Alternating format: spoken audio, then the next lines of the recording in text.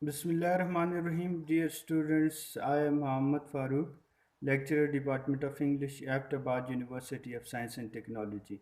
Dear students, in today's video, I shall be talking about the stylistic analysis of Ode to a Nightingale by John Keats. So, first of all, we need to understand that what stylistic analysis is basically. Rather, before we will have to understand what stylistics is basically. So, you know that when we study English, then we have two subfields. One is literature, the other is linguistics. Literature is basically, you know, that this study of aesthetic text, literary text, and those literary texts include novel, drama, poetry, and short stories.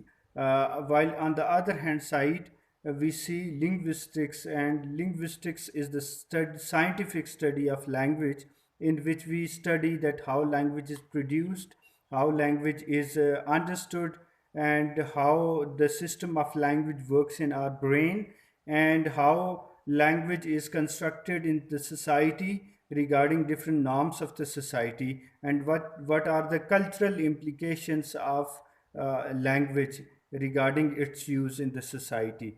So this is what linguistics. But in between these two disciplines, there is a third discipline that is perhaps an independent discipline that is known to be stylistics. And stylistics is basically, you know, that the study of any literary piece, any literary text from language point of view. I mean that stylistics, in other words, works as a bridge between language and literature. It connects these two disciplines, language and literature, and it helps us understand the real meaning, the deeper meaning of any literary text. So stylistics is much more related to the style of literary text.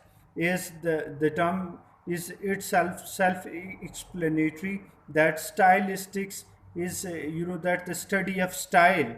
And what how do we study the style of a literary text? That what is the overall structure of the text, what sort of language is used, what sort of different literary devices are used in a particular text, and what are the symbolisms, what is the imagery that is used in that particular poem or literary text. So this is what overall definition of stylistics. Now, why do we make a stylistic analysis after explaining what is the discipline of stylistics? This is the time to explain why do we analyze any literary text in the light of stylistics. So the answer is that you know that particularly poetry, when we read poetry, when we study poetry, we see and we feel and we perceive that poetry notions, ideas, and themes, they are not constructed in a linear way, they are not constructed in a simple way, they are not constructed in a superficial way. Rather they are implied, and they are constructed in a very ambiguous, in a very uncleared, and in a very metaphorical way. And those ways are to be, you know, that understood with the tool, with the help of stylistic analysis.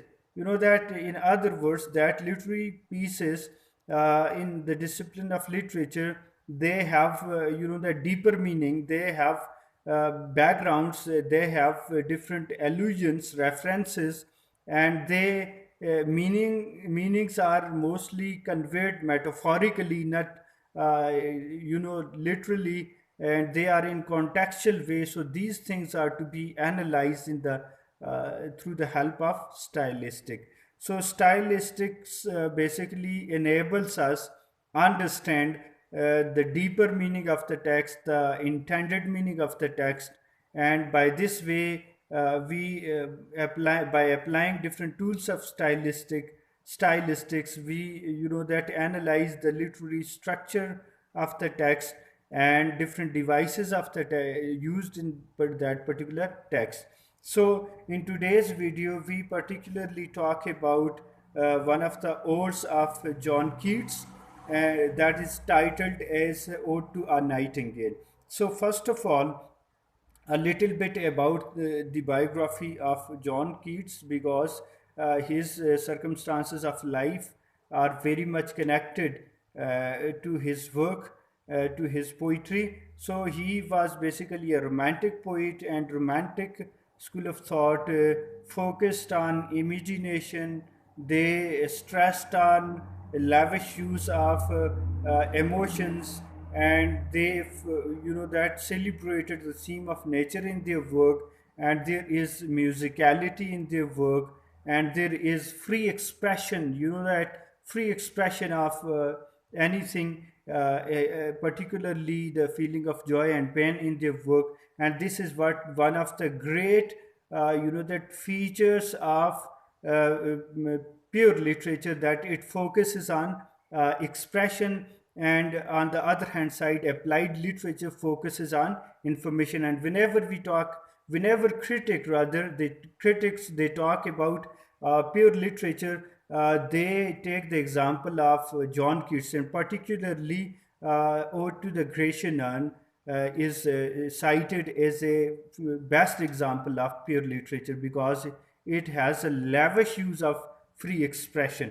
So all these features, like the use of imagination, the use of the excessive emotions, there is use of musicality, there is a use of free use of literary devices, and further there is a free style that is not restricted one.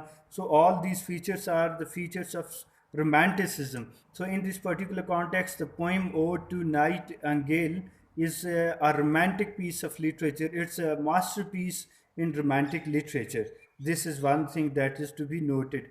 Further, the if we talk about the form of poetry, then this poem, I mean, Ode to a Nightingale, is an ode, and that ode is basically it comes in subjective poetry. When we talk about the kinds of poetry, then we have two broader categories: subjective poetry and objective poetry. Subjective poetry is the expression of personal feeling. It is much more based on individual's experience, and it celebrates that the experience of author, experience of poet. Either he is talking about his own emotions, or he will be talking about the beauty of something that he feels, and he has been attracted to. So this is what regarding the definition of ode.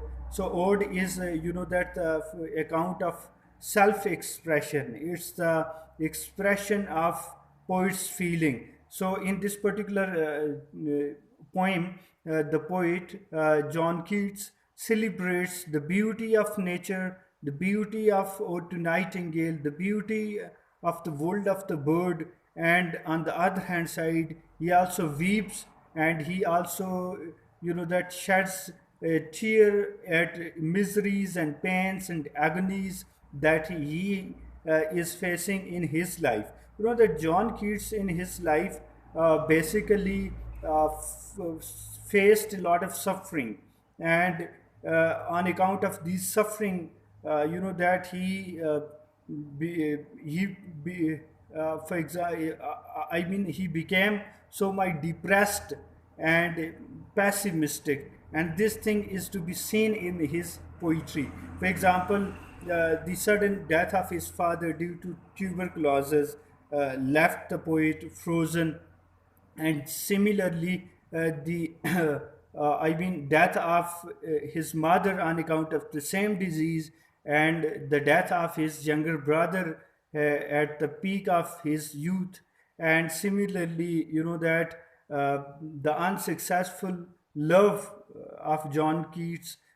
These all circumstances perhaps made the poet, that pessimistic, and made the poet more that sensitive. And poets are already sensitive; they feel a lot, and they feel the normal thing, and they that present them in a very abnormal way. This is perhaps that the creation and are the outcome of their imagination, or excessive emotions, that they see a common thing and make them uncommon. They see ordinary thing and make them extraordinary. They can see the things that we cannot see, and they can think the things that common people cannot think. So this is what the quality of poet. So we see that this ode to a nightingale is basically a kind of song, and this song is then in the form of ode, and it is being celebrated by poet. So a little bit synopsis of the this poem is essential for clear understanding that the poet is perhaps in the garden, and he is listening the song of nightingale. And that then he compares his world with the world of nightingale, and he concludes that his world is full of sorrow, his world is full of agonies and miseries and pains and so on and so forth. While on the other hand side, where he says in the somewhere in the poems that here we sit pale, groaning each other's pains. That we sit in this world with one another, and we narrate our pains whole day. And this is the way that we pass our life. That life is